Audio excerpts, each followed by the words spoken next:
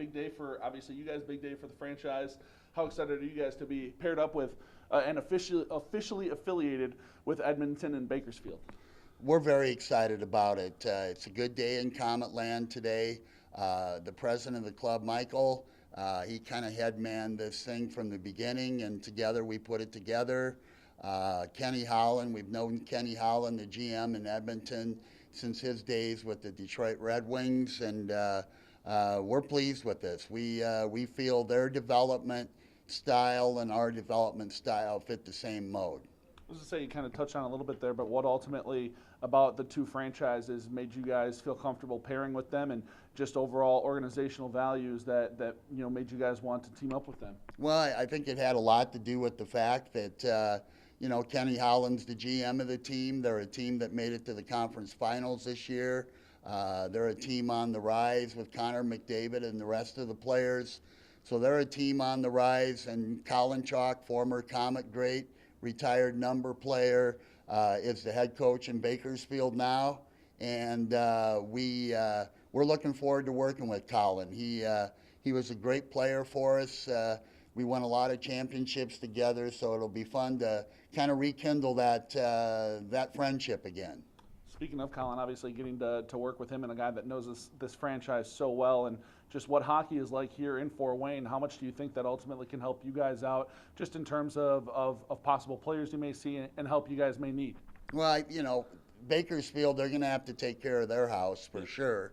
But hopefully Colin will work with us when we have call-ups and stuff, and I feel that that'll be fine. We won't have any problems. If they need a player, they'll get the player. But Colin knows what it's all about in Fort Wayne. He knows we treat the players great, we develop players, and he knows we like to win too. And I think players developing in a winning organization are better than players developing in a loser situation. You've been through a few different affiliations in the time that I've been here.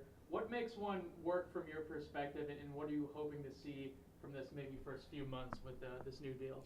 I think the big thing is the fact they're going to actually sign some players for us to American League, ECHL two-way contracts.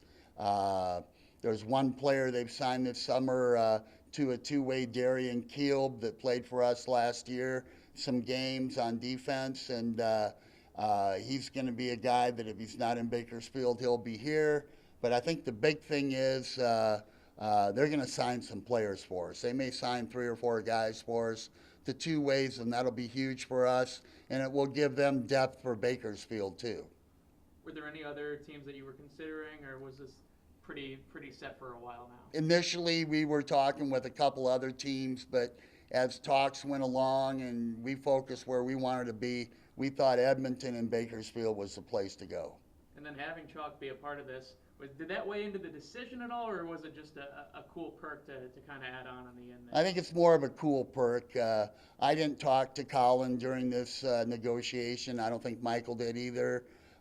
We wanted to, try to sell ourselves to him, which I think we did, and with all our history here in Fort Wayne. And Colin adds a good bit to this whole deal. He'll be somebody that we'll like to work with, and he, like I said earlier, he knows how it is in Fort Wayne and what we like to do.